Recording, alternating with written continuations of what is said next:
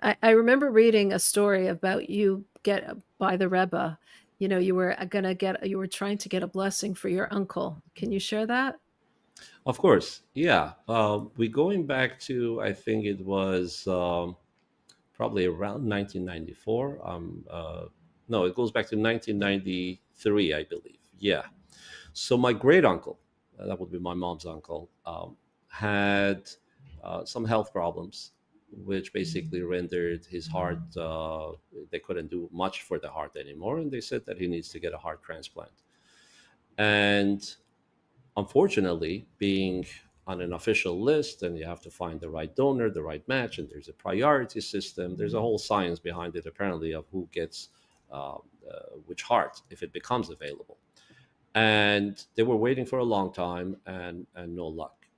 So when I was going to New York, and the relatives found out that I'm going, his wife, so my great aunt, This and is when you were already in New York, like when you were already there no, for no, no, no. So no. I was correct. I was already there for beyond base medrash. So I was Oh, learning okay. in Right. the higher level education in various yeshivas on the East Coast. Mhm.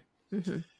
So they asked me to ask for a blessing from the Rebbe for him, so that Mhm. he should be able to find a match. So in those days, you remember the dollars, the Mhm. magical dollars that Mhm. everyone talks about. And so one day when the Rebbe was giving dollars, I decided, okay, now is the opportunity to ask the Rebbe for a blessing. And I was standing in line and preparing myself, preparing. I'm trying not to be petrified. That's what preparing is. Of course, there's the Hasidic dimension of preparing, looking into your own soul and everything else. I was petrified, you know. Right. But nonetheless, I decided that okay, I got to be ready. I knew I'm not going to have much time. So I decided I'm going to just say one sentence, Refuah Shalema, and then to give my uncle's name. Mhm. That's it. Because as we know, you don't have much more time than that. You take a split Mhm. second later, you're getting yanked by somebody in that line.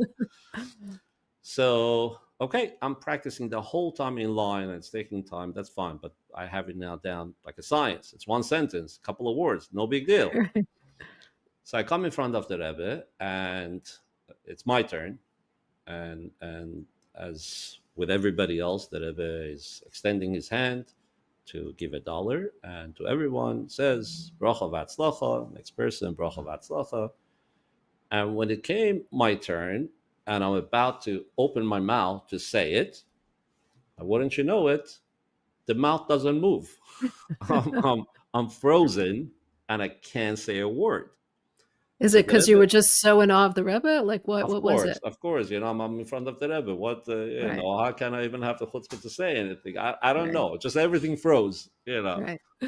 So the Rebbe is reaching to give the dollar, and suddenly he kind of midair, he paused, he looked up, and he said, Refuah Shalema. Mhm.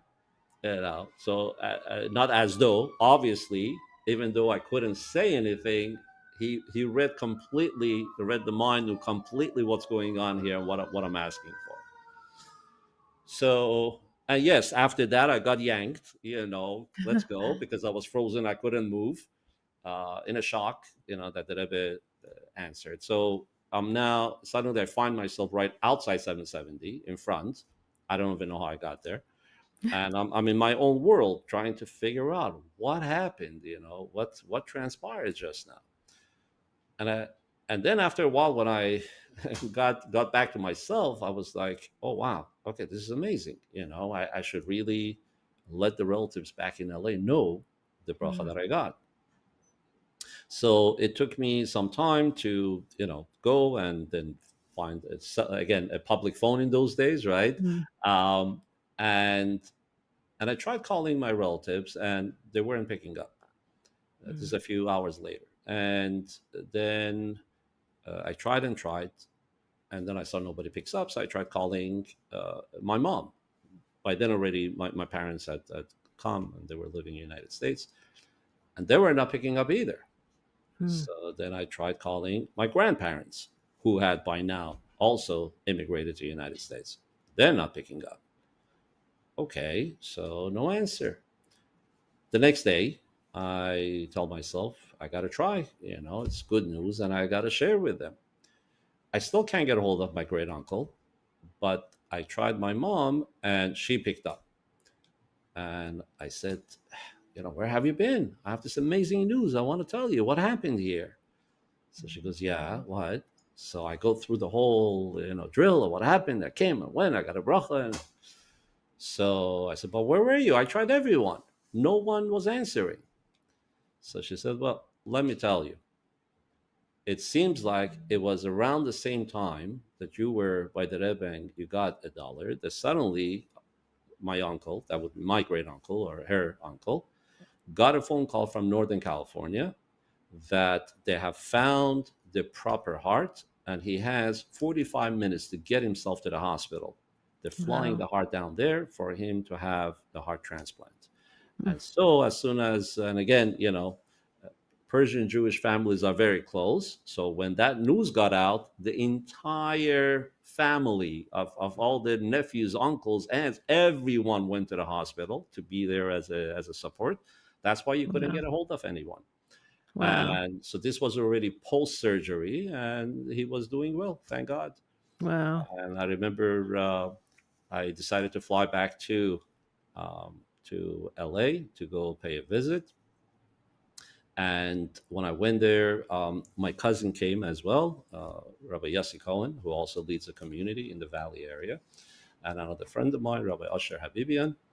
And we showed up to the hospital. And when he actually opened up his eyes, and um, he told everyone present, I see three angels. To him, that was the three Mhm. rabbis there were like three angels bringing the good news to him. So yeah, so that's one Wow. of the miraculous stories of the Rebbe.